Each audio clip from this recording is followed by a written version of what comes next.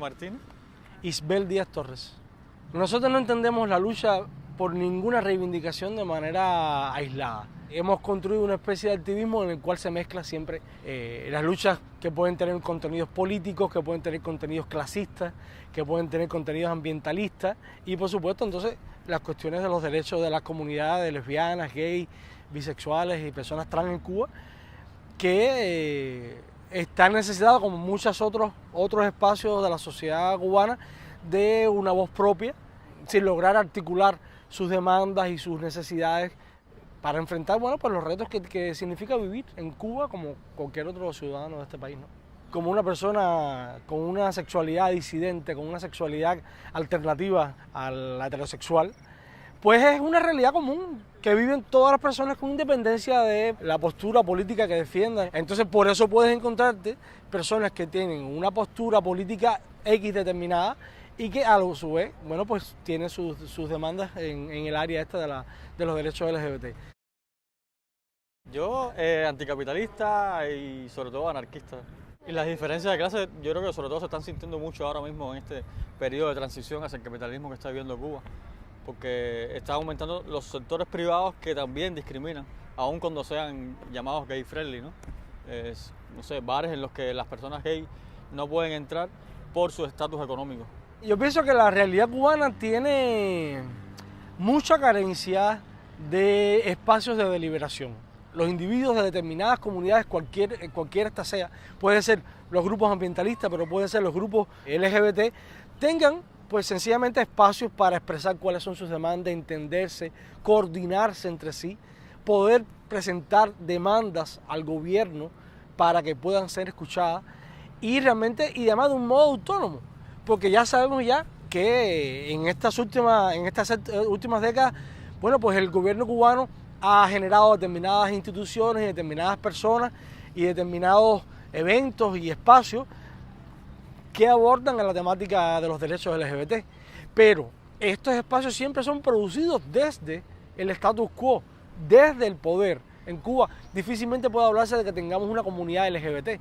Tenemos un público LGBT, tenemos personas que son lesbianas, gays, algunas de ellas están vinculadas entre sí, pero como comunidad a nivel nacional no existe tal cosa, porque no existen los espacios autónomos donde esta comunidad pueda llegar y pueda compartir. Entonces eso es una primera demanda, la posibilidad de existir legalmente para ampliar el círculo de personas que están relacionadas con nosotros, que tienen intereses afines, similares a los nuestros y poder funcionar de esa manera. Otra demanda importante para nosotros es lo referido al matrimonio igualitario. ¿Qué sucede? En Cuba ahora mismo se está reescribiendo, diría yo, de espaldas a la población, la Constitución.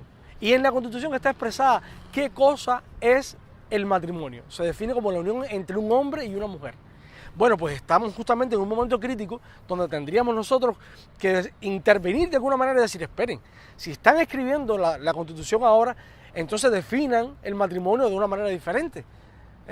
Como por ejemplo la unión entre dos personas, unión legal entre dos personas. ¿La unión entre personas? Es decir, eso permitiría poder nosotros establecer demandas que nos vayan en contra de la Constitución.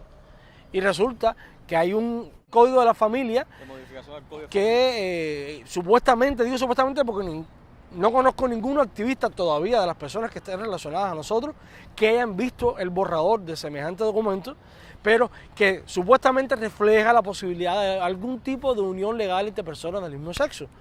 Yo digo, bueno, ¿eso cuándo ha sucedido? Y yo hace unos 3 años escribí a la Asamblea Nacional, le escribí preguntando sobre en qué estado estaba esa discusión del proyecto de ley y la respuesta fue de que ellos no habían recibido ningún proyecto de ley de modificación al Código de Familia. Bueno, nosotros estamos en un momento crítico ahora para una demanda por esa reivindicación del matrimonio igualitario tan necesaria para que muchas personas, es decir, es como una especie de legitimación que proviene del Estado. Incluso es un derecho que tienen unas personas por ser heterosexual y que no tienen otras por ser homosexuales. Otra de las demandas es el acceso a los medios de comunicación. Para nosotros, como para cualquier otro activista independiente en Cuba, está prohibido el acceso a los grandes medios de información porque están todos en medio del Estado. Nosotros, nuestro proyecto, el proyecto Arcoíris, tenía en la plataforma de blogs cubano Cubaba, tenía su sitio web con el mismo nombre, Arcoíris. Sin embargo, fue eliminado de ese sitio porque un artículo en que justamente Jimmy hacía referencia a una realidad de la historia cubana, como fueron las unidades militares de ayuda a la producción, que estamos justamente cumpliendo 50 años de aquel horrible suceso que fue de 1965-1968. Pues sencillamente, por hacer referencia a esa realidad y mencionar que las personas que estaban al frente del país, como por ejemplo el presidente cubano ahora mismo, que era el ministro de la FARC en aquel entonces, siguen estando en el poder y no han pedido disculpas por esa realidad, pero tampoco han permitido que se pueda hacer un debate a nivel social sobre ese tipo de cuestiones.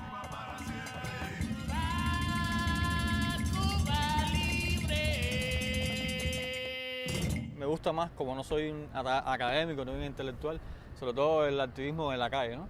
Pero también es muy difícil porque tuvimos la experiencia en la última marcha contra la homofobia del CNC del año 2017, del año pasado, 16, en que justamente la marcha contra la homofobia es el lugar para denunciar los actos homofóbicos.